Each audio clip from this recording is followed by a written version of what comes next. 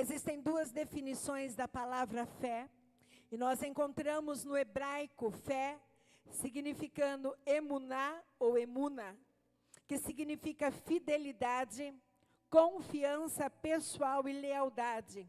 É quando um povo, quando uma pessoa se deixa guiar por Deus. Então, um dos sentidos de fé no hebraico é deixar-se guiar por Deus. E um outro significado para a palavra fé vem do grego, significa pistes. E segundo o apóstolo Paulo, essa palavra, este termo, ele é bastante utilizado no Novo Testamento. É quando uma pessoa decide ou adere individualmente a um conteúdo de fé, a um credo tido como verdadeiro. Portanto, temos duas definições para a fé. Emuná, em hebraico, que significa tenho confiança em alguém, e pistes, no grego, que significa reconheço um fato ou informação como verdadeiro. Nós acabamos de entoar hinos em louvor e adoração ao Senhor. Tu és digno de tudo, tu és digno de tudo, pois tudo vem de ti, tudo é para ti, tua é a glória. Nós estamos publicamente, através deste louvor, reconhecendo que cremos que Ele é tudo isso que nós cantamos. E porque nós cantamos tudo isso e acreditamos, nós então depositamos a nossa confiança nele. Quando você pensa em fé, é importante entender que nós não podemos crer em nada, não podemos negar a existência de nada. Eu imagino que uma pessoa, para negar a existência de Deus, primeiramente ela tem que dizer que Deus existe, para depois negar a existência. Não tem como negar o que não existe. O que não existe, não existe. Então a fé, para que ela seja concomitantemente forte, para que você tenha uma fé que realmente ela exerça um resultado, você precisa primeiro acreditar que Deus é Deus, poderoso para fazer infinitamente mais de tudo aquilo que você pede ou pensa. Você precisa reconhecer que Deus é o seu Salvador através de Jesus Cristo, que Ele é o Criador de todas as coisas, e você precisa crer em tudo aquilo que está escrito a respeito dEle, porque se você não crer naquilo que Ele disse, ou naquilo que Ele deixou registrado na sua palavra, logo você não crê na existência dEle, ou naquilo que Ele pode fazer. É impossível o homem crer em Deus e desprezar a sua palavra, ou crer na palavra e desprezar a Deus, porque ambos estão ligados a algo chamado fé. Portanto, para que eu diga que eu tenho fé, eu preciso acreditar em algo superior, para deixar que isto me dirija, governe, oriente e instrua. E preciso confiar que aquilo que Ele me diz seja verdade. Se você crer em Deus e não acreditar na palavra dEle, você não crê em Deus. Salmos 33:4 diz: pois a palavra do Senhor é verdadeira, Ele é fiel em tudo o que faz. Aqui o salmista está dizendo que além de Deus ser fiel, aquilo que Ele fala é verdade. Ele sabia quem era Deus, ele reconhecia o favor de Deus, ele sabia do que Deus era capaz de fazer. E ele diz mais: além dele ser fiel, quer dizer, não há dúvida de que Ele seja fiel, não há nenhuma dúvida que Ele não vai voltar atrás naquilo que Ele disse. Ele diz, a palavra dEle é verdadeira. Ele não diz uma parte da palavra, Ele não diz algumas estrofes ou alguns capítulos, ou Velho ou Novo Testamento. Ele diz, não, a palavra, tudo que sai da boca de Deus é verdade. Portanto, para que você tenha uma fé de Deus, você precisa crer que Ele existe, e que a sua palavra é verdadeira. E mais do que isto, é preciso que você se deixe guiar por esta palavra, e se submeter à vontade de Deus, através daquilo que Ele deixou escrito. Não basta crer na existência de Deus, não basta crer que a sua palavra seja verdadeira, porque quando cremos na existência dEle, que aquilo que Ele falou é verdade, logo nos submetemos à verdade. se nós não nos submetemos à verdade da palavra, se nós não agimos de acordo com a palavra, significa que não conhecemos a palavra e não conhecemos a Deus. Logo, a nossa fé será uma fé fraca, uma fé de quem não acredita. Talvez você acredite na palavra de Deus em algumas áreas da sua vida, e essas áreas estejam caminhando muito bem. Mas existam áreas na tua vida em que você não vê resultados, ou aqueles resultados que você espera são demasiadamente pequenos perto do teu esforço. Significa que aí falta você empenhar uma fé de quem crê que Deus pode e que Deus faz através da palavra. O sentido geral da conversão, quando eu e você nos convertemos, quando entregamos a nossa vida a Jesus, quando dissemos que Ele seria o Senhor das nossas vidas, o que nós dissemos é que nós estaríamos decididos a mudar a orientação da nossa vida. Estaríamos decididos a seguir as orientações de Deus e nos afastando daquilo que não agrada. Porque se existe uma Bíblia, se existe um manual, se existe uma palavra de Deus, logo tudo aquilo que vai contra esta palavra, todas as vezes que eu tenho atitudes separadas da palavra, logo eu estou em pecado, porque pecar é desobedecer a palavra. O pecado não está naquilo que eu visto, naquilo que eu falo, naquilo que eu como, naquilo que eu bebo. O pecado está em desobedecer a palavra, naquilo que ela diz que eu devo fazer, falar, como devo me proceder e agir. Então muitos se preocupam simplesmente com um fato isolado, se preocupam simplesmente com um ato, uma atitude, um hábito, um mau hábito, e se esquecem da totalidade da palavra de Deus, e aí se justificam. Mas hoje o que o Senhor nos traz aqui nesta noite é para ministrar ao nosso coração, para que nós venhamos a olhar para nós e ver o quanto de fé nós temos em Deus e na sua palavra. João 14:21 diz: quem tem os meus mandamentos e lhes obedece, este é o que me ama. Aquele que me ama será amado por meu Pai, e eu também o amarei e me revelarei a ele. Quem tem os meus mandamentos e lhes obedece. Não basta eu ter a Bíblia aberta nos Salmos 91, nos Salmos 23. Não basta eu ler o provérbio do dia. Não basta eu ler versículos, memorizar versículos. Não basta eu pegar fatos isolados da Bíblia para justificar as minhas atitudes, não. Ele diz, quem tem os meus mandamentos, mandamentos são ordens, decretos, sentenças. Quem tem esses mandamentos e obedece, este é o que me ama. Portanto, se você diz que ama Deus, mas não se preocupa em andar segundo a sua palavra, a palavra de Deus diz que você mente. Porque quem ama, obedece.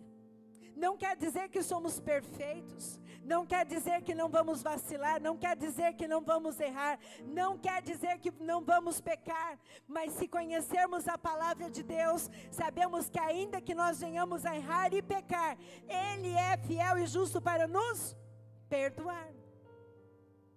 Por isso que é lindo, quando eu conheço a palavra de Deus, e procuro andar segundo a palavra, até mesmo quando eu erro, eu encontro na palavra uma forma de voltar àquilo que o Senhor quer, a forma original de filho amado do Pai. Nós vamos aprender hoje, através desta palavra, como ter uma fé para crer. Não é uma fé daquelas que a gente anda pendurada no pescoço com crucifixo, ou daquela que nós colocamos ao lado da nossa cabeceira. Não é aquela fé que é boa na vida do outro, mas é aquela fé que é necessária no momento em que você precisa de fé na sua vida e na sua situação. Como este louvor que nós cantamos no caminho do deserto. Quando você está passando pelo deserto, você precisa ter uma reserva de fé que te mantenha vivo no deserto e te faça continuar caminhando apesar do vento, apesar da tempestade, apesar das nuvens ou da falta delas. Então a primeira coisa que eu aprendo nesta fé para crer é que a fé nos faz enxergar quem somos. 1 Timóteo 1:15, vamos ler juntos? 1 Timóteo 1:15, fiel é a palavra e digna de toda a aceitação, que Cristo Jesus veio ao mundo para salvar os pecadores, dos quais eu sou o principal. Quem disse isso? Paulo, o apóstolo Paulo, aquele que mais escreveu cartas, aquele que nós temos os maiores registros dentro do Novo Testamento, uma das palavras mais sábias e mais inteligentes, um homem, doutor da lei, um homem que perseguia os cristãos, teve encontro com Jesus, e lá de Saulo ele foi transformado num Paulo, um grande apóstolo e evangelista, um dos maiores. Ele está dizendo, fiel é a palavra e digna de toda aceitação, que Cristo Jesus veio ao mundo para salvar os pecadores, dos quais eu sou o principal. Paulo se reconhece como pecador, e ele se coloca numa posição inferior a todos os demais. Ele diz, todos pecaram, mas se alguém pecou mais, fui eu. Isso é ter fé. Fé é para reconhecer quem somos e quem não somos. Fé para dizer que apesar dele ser isso tudo, o principal pecador, ele reconhecia que a palavra de Deus é digna de toda aceitação.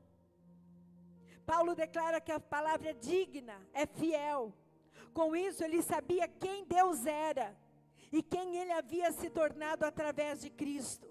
Ele conseguia enxergar a sua identidade antes e depois. Ele estava dizendo, olha, eu sei quem eu sou. Eu sei o que milita contra mim. Eu conheço a minha natureza carnal. Eu sei aquele pecado que fica me rodeando o tempo todo. Eu sei quem eu sou. Eu não sou digno nem mesmo de colocar as sandálias dele nos meus pés. Eu sei quem eu sou.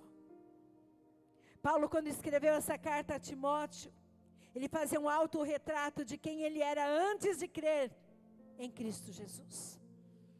1 Timóteo 1:13 diz, a mim, que anteriormente fui blasfemo, perseguidor e insolente, mas alcancei misericórdia, porque eu fiz por ignorância e na minha incredulidade. Aqui Paulo estava dizendo, olha, porque eu era ignorante, eu não sabia, não tinha conhecimento, eu não tinha discernimento.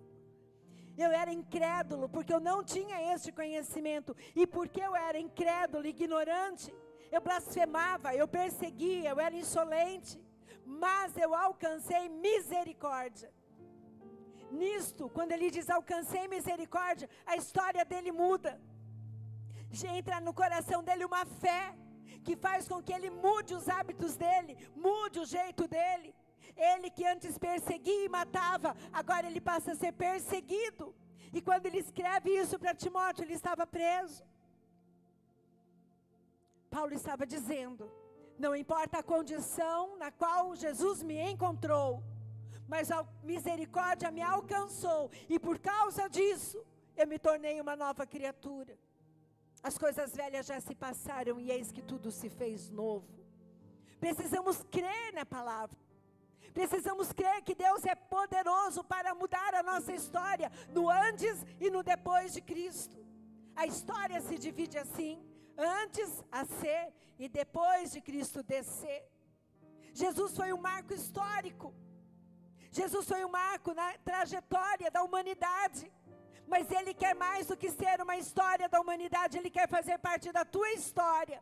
Ele quer mudar a tua história e a tua trajetória. Ele quer que hoje a misericórdia venha alcançar o teu coração. Mas para isso você precisa ter uma fé que acredite que Ele possa fazer isto. Nós só podemos assumir quem de fato somos diante daquele que nós confiamos. Só podemos assumir nossas fraquezas diante de quem temos a segurança que poderá nos fortalecer. Todas as vezes que você vai consultar um especialista, se você vai num dentista, ele diz assim, você tem alguma queixa, tem alguma cárie? Há quanto tempo você não faz limpeza nos seus dentes? Se você vai numa clínica de recuperação, como nós estávamos conversando há pouco, a primeira pergunta que eles fazem é, você quer receber o tratamento? Se você vai no médico, ele te diz, existe alguma queixa? Você está com alguma dor? Então, por que diante de Deus, muitas vezes nós queremos dizer para Ele que vai tudo bem, quando sabemos que as coisas não vão tão bem como deveriam?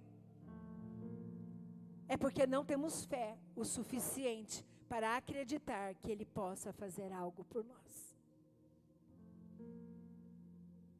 Paulo reconheceu o que precisava. E ele alcançou misericórdia. Blasfemo, perseguidor, insolente, orgulhoso. Mas eu alcancei misericórdia. O convite que o Espírito Santo de Deus faz para nós nesta noite é que nós devemos ter fé para enxergar quem somos. Qual é a área que você não consegue vencer? Qual é a área que você não consegue ser uma nova criatura? Qual é a área que você não consegue deixar o pecado? Qual é a área que o pecado se tornou mais forte, o mau hábito se tornou mais forte? O Senhor quer te fazer ter uma fé que te permita reconhecer diante de Deus hoje que você nesta área precisa dEle. Salmos 51:10, Davi nos dá uma grande lição. E ele diz assim: purifica-me de todas as minhas maldades, lava-me do meu pecado, pois eu conheço bem os meus erros, e o meu pecado está sempre diante de mim. Contra ti eu pequei, somente contra ti, e fiz o que detestas. Tu tens razão quando me julgas, estás certo quando me condenas. De fato, tenho sido mau desde que nasci, tenho sido pecador desde o dia em que fui concebido. Ele estava dizendo, eu nasci em meio ao pecado, a minha natureza carnal é pecaminosa. Ele estava dizendo, eu conheço os meus erros, eu sei quais são as minhas falhas, eu sei qual é o meu pecado, eu sei aquilo que eu tenho que deixar de fazer, mas eu não consigo, eu sei. Mas no versículo 10 ele diz, mas Senhor, eu sei de tudo isso, mas eu sei que o Senhor pode fazer algo. Cria em mim, ó Deus, um coração puro e renova em mim um espírito reto. A primeira parte ele reconhece quem ele é, mas no versículo 10 ele reconhece quem Deus é e aquilo que ele pode fazer. Deus pode fazer algo, trazer um coração puro e renovar um espírito reto. Aleluia, aleluia.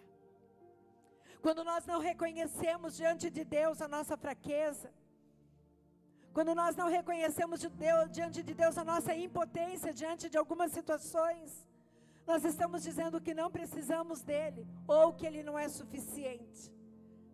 Eu tenho vivido uma dependência total do Senhor nos últimos 2 meses, total, para que eu consiga levantar todos os dias de manhã, e consiga viver aquilo que Deus ainda tem na minha vida.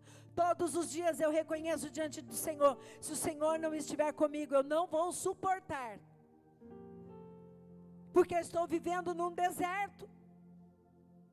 Pastora, pastor passa por deserto, mas não mora no deserto, não fixa residência no deserto, nem pastor, nem ovelha, nem membro, nem voluntário, ninguém. Deserto não é lugar para nós ficarmos, mas é um lugar para passarmos, para desfrutarmos e conhecermos melhor quem é Deus.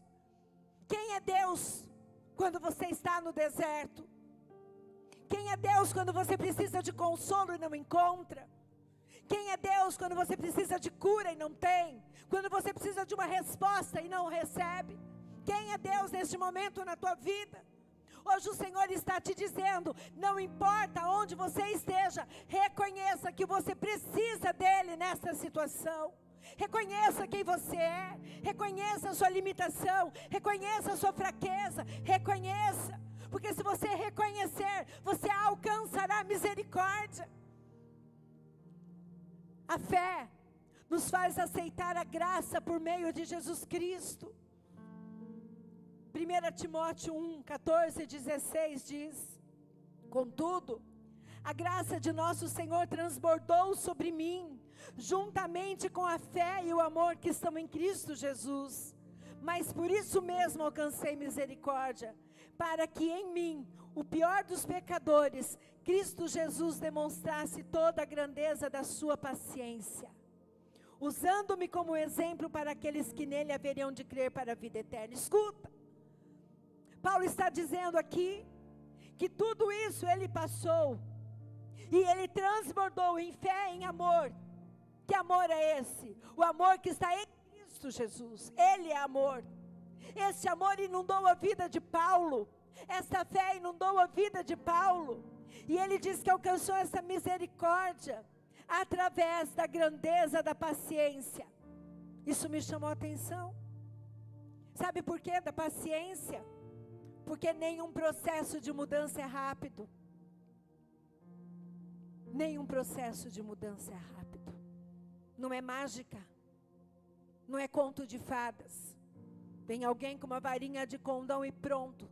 Você deixa os seus velhos hábitos e agora adquire novos hábitos. Isso não é verdade. Eu creio que Deus possa mudar.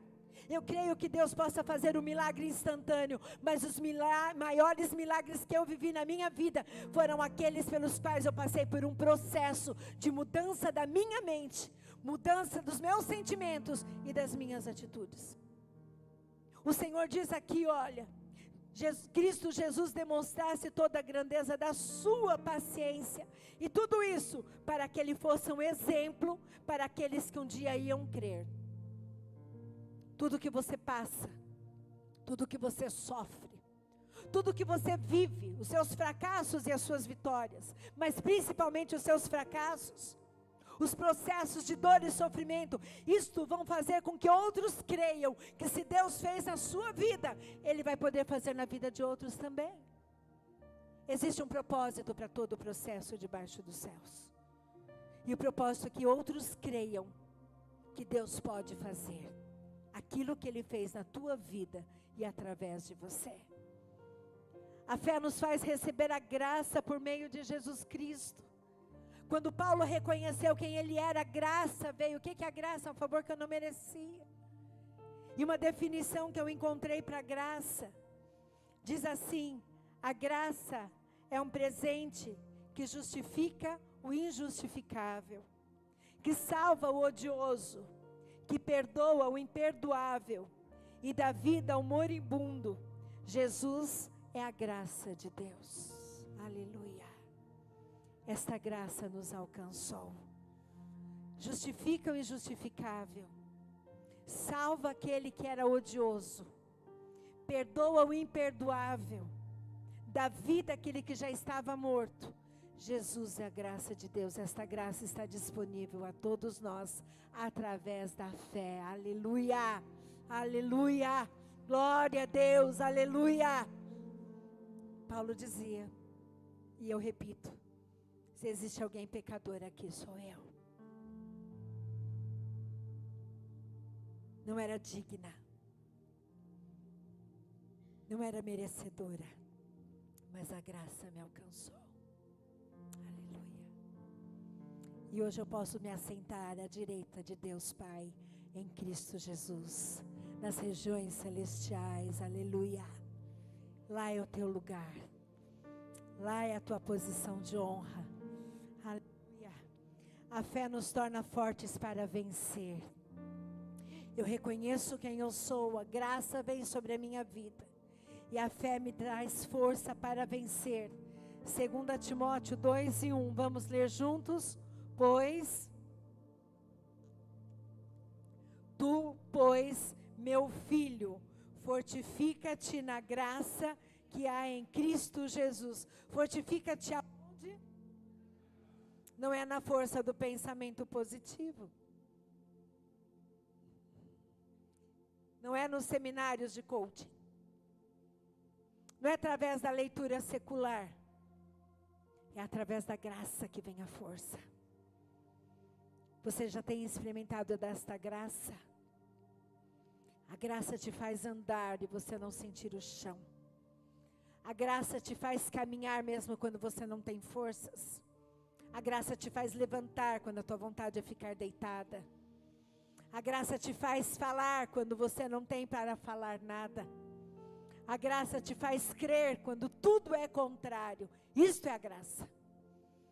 Paulo escreveu essa carta a Timóteo, estando preso em Roma, pouco antes de sua morte. Ele orientava Timóteo, ele chamava Timóteo de filho. Dizia: meu filho, se lembre de Jesus e aprenda com ele para que você tenha êxito na sua vida cristã.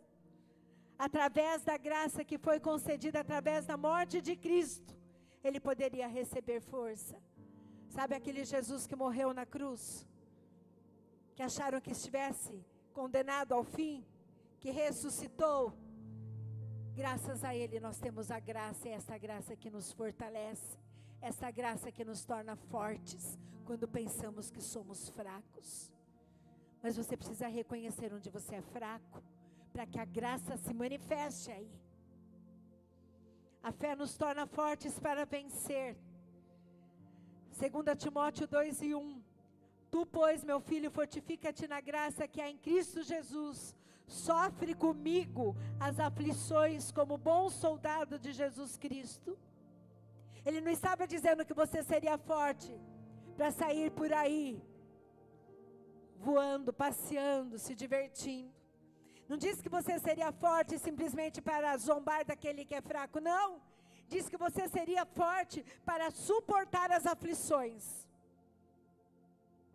Ele está dizendo aqui, no versículo 1, fortifica-te na graça que é em Cristo Jesus. E no versículo 3, ele está fazendo um convite para Timóteo. Timóteo, estou preso, eu vou morrer daqui a algum tempo.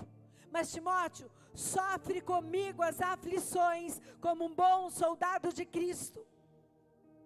A graça do Senhor não veio para nós, para nosso mero prazer. A graça do Senhor não se manifestou para nós, para dizer que não teríamos aflições, não teríamos perdas. A graça não veio até nós para dizer que não passaríamos por lutas e desertos. A graça veio para que nós tivéssemos força para sofrer e suportar as aflições, como um bom soldado de Cristo, que não tem do que se envergonhar. Um soldado é aquele que não entrega a batalha. Um soldado é aquele que vai até o fim, até as últimas consequências, porque ele sabe quem o alistou, e ele está aí porque existe um propósito para que ele esteja naquela guerra. Existe um propósito para que ele esteja com a arma em punho. Existe um propósito para que ele esteja lutando. E eu quero te chamar nesta noite para que você diga, como Paulo falou para Timóteo: sofre, pois, comigo as aflições como um bom soldado de Cristo Jesus.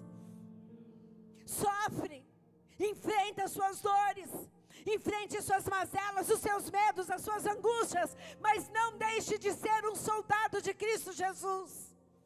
Não abandone o exército, não abandone as armas, não abandone o povo, não abandone aquele que te alistou, não abandone o exército que te chamou para que você fosse soldado. Talvez você seja aquele que carrega a água, talvez você seja aquele que limpa a água, talvez você seja aquele que leve a comida, talvez você seja aquele que limpe a farda, talvez você seja aquele que limpa a botina, arrume a cama, ou você seja aquele que empenhe a arma e vá para a linha de frente para defender aqueles que vêm atrás. Não importa a tua posição neste exército, continue lutando, porque a nossa vitória, a nossa recompensa não está nesta terra, mas está nas regiões celestiais, quando Jesus voltar e dirá para nós: vinde, amados do meu Pai, recebei a coroa que lhe está preparada. É ali que será a nossa vitória, ali que será o nosso triunfo. A graça do Senhor vai te manter forte até o último minuto da tua vida, se você reconhecer que precisa dela. Se você reconhecer que você é pecador, e que você não tem forças em você mesmo. Você sozinho não consegue, eu não consigo, ninguém consegue. E se alguém um dia pregar que consegue, é anátema, é mentira. Ninguém consegue sozinho. Por isso que veio a graça através de Jesus, pelo Espírito Santo. É o Espírito Santo que nos enche. É o Espírito Santo que nos convence, é Ele que fala, é Ele que ministra, é Ele que revela a vontade do Pai para nós, é Ele que nos mostra o nosso pecado. e nos leva ao arrependimento. Até ir para o arrependimento não vem de nós, é produzido pelo Senhor. A fé Ele traz, Ele gera, Ele produz, Ele, tudo é Ele. Oh, aleluia. 2 Pedro 3:18 diz: cresçam, porém, na graça e no conhecimento de nosso Senhor e Salvador Jesus Cristo. A Ele seja glória, agora e para sempre, amém. Cresçam, porém, na graça.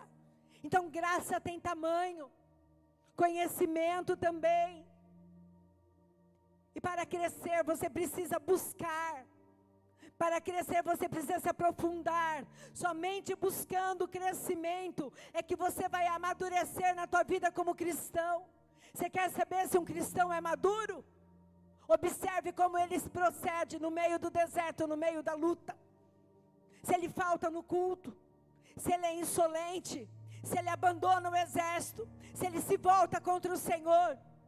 É imaturidade, é meninice, é infantilidade. Não conhece Deus, não conhece a palavra e não sabe quem é que o alistou. Aqui nós estamos sendo chamados por Pedro para crescer na graça e no conhecimento de quem é o Senhor Salvador Jesus Cristo. Cresça. Chega. Não dá mais tempo de ficarmos com meninice. Jesus está voltando. Estamos preocupados muitas vezes com a trave no olho do outro, com o cisco no olho do outro, e a trave está nos nossos olhos. Esqueça os outros, olhe para você. Olhe para a tua vida espiritual.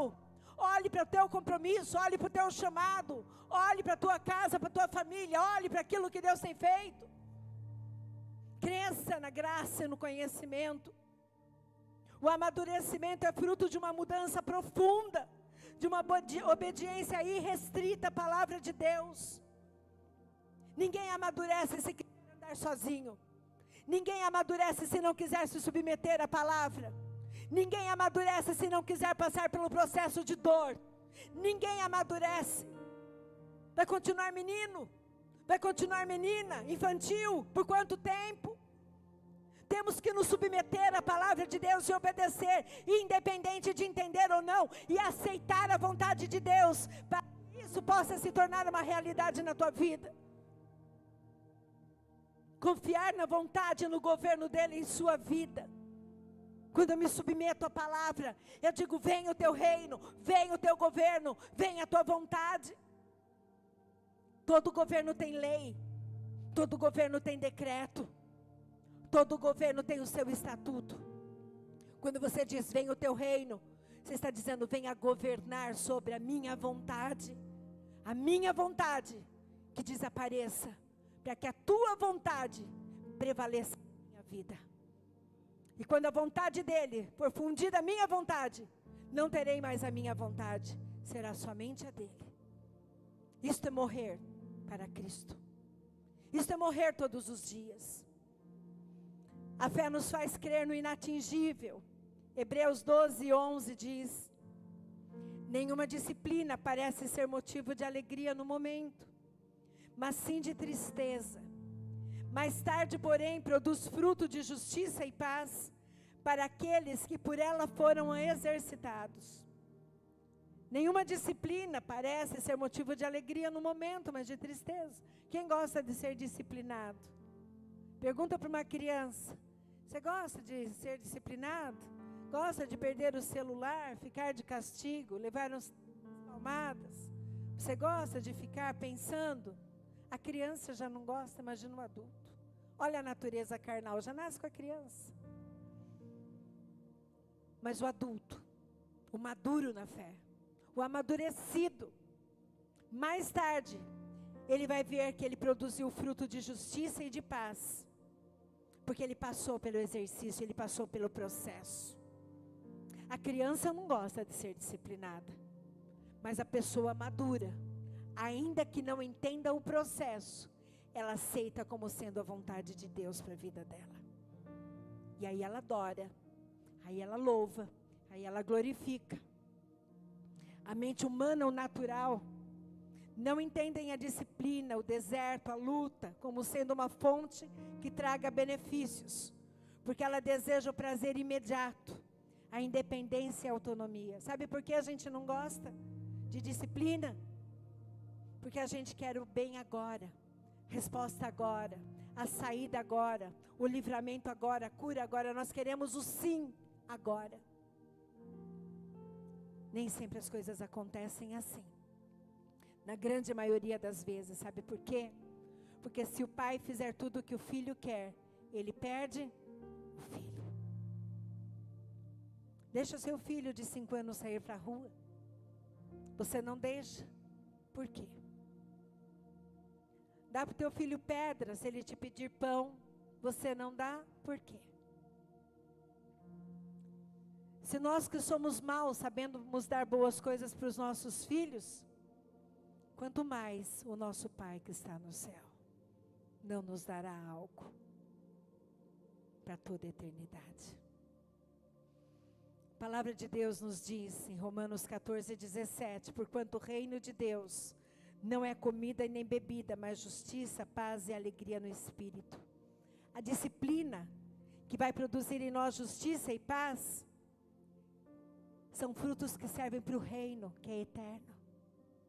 Quando você é disciplinado, vai te produzir em você paz e justiça. E não é esse senso de justiça corrompido que nós conhecemos. É a justiça do Senhor. Por isso vos digo, vivam pelo Espírito, e de modo nenhum satisfarão os desejos da carne. Pois a carne deseja o que é contrário ao Espírito, e o Espírito que é contrário à carne. Eles estão em conflito um com o outro, de modo que vocês não fazem o que desejam. Mas o fruto do Espírito é amor, alegria, paz, paciência, amabilidade, bondade, fidelidade, mansidão e domínio próprio. Contra estas coisas não há lei. Os que pertencem a Cristo Jesus crucificaram a carne, com as suas paixões e os seus desejos. Se vivemos pelo Espírito, andemos também pelo Espírito. Fé para crer no inatingível. Sozinhos não podemos. Não temos condições de gerar em nós esses frutos. Amor, alegria, paz, paciência, amabilidade, bondade, fidelidade, mansidão e domínio próprio. Esses frutos são do Espírito, produzido no Espírito, mas exteriorizados por nós quando andamos segundo a palavra de Deus. Você quer produzir estes frutos? O Espírito Santo está em você e quer gerar estes frutos através da tua obediência à palavra. Você quer ter amor, alegria e paz? Obedeça a palavra. Mate a carne todos os dias.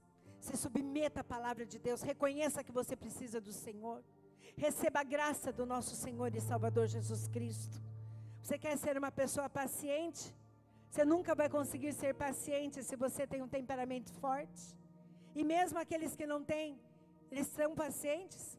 Não, eles só não falam o que pensam. São mais sábios. A paciência é um fruto do Espírito. Quando eu ando alinhado com a palavra, eu produzo este fruto que é do Espírito em mim. Fidelidade, mansidão, domínio próprio. Resumindo, fé nos faz enxergar quem somos. Vamos ler juntos? Fé nos faz enxergar quem somos. Fé nos faz receber a graça por meio de Jesus Cristo. A fé nos torna fortes para vencer, e a fé nos faz crer no inatingível. Vamos de novo? Fé nos faz enxergar quem somos. Fé nos faz receber a graça por meio de Jesus Cristo. A fé nos torna fortes para vencer, e a fé nos faz crer no inatingível. Fé em quem Deus é. Fé na sua palavra produz isto em nós. Se você não crer em Deus, na sua totalidade, se você não crer na sua palavra para obedecê-la, sabendo que na sua palavra tem deveres, mas tem direitos, tem mandamentos, mas tem recompensas. Se você não crer a ponto de se submeter, embora muitas vezes não entenda, você jamais terá esta fé. De reconhecer quem você é, de receber a graça sabendo que você é filho de Deus, de ser forte no momento que você precisa para vencer, e nem fé para crer que você pode produzir aqueles frutos do Espírito. Se coloque de pé. Aleluia. Ministramos a palavra de Deus. E agora é você e Ele. Agora é você se voltar para o Senhor. Agora é você se voltar para o Criador, para este Deus que conhece você de tão perto, tão de perto, tão de perto. Eu digo para o Senhor: Senhor, eu achei que eu era tão forte, eu sou tão fraca. E Ele diz para mim: mas eu já sabia, você não sabia. Eu falei: Senhor, a minha dependência do Senhor agora é muito maior do que já foi um dia. 54 anos eu tenho. E eu nunca dependi tanto dele como eu dependo agora. Eu não sei qual é a sua idade. Eu não sei quantos anos você tem. Mas o que eu gostaria é que você reconhecesse que você precisa dele. Que sem ele você não consegue. Sem ele você não pode. Sem ele você não é suficiente. A sua suficiência, ela tem limite. As suas condições humanas são limitadas. A sua força é limitada. Sua influência é limitada. O seu poder é limitado. Mas quando você reconhece diante de Deus, a graça te alcança. E ela te torna forte para vencer aquilo que parece invencível.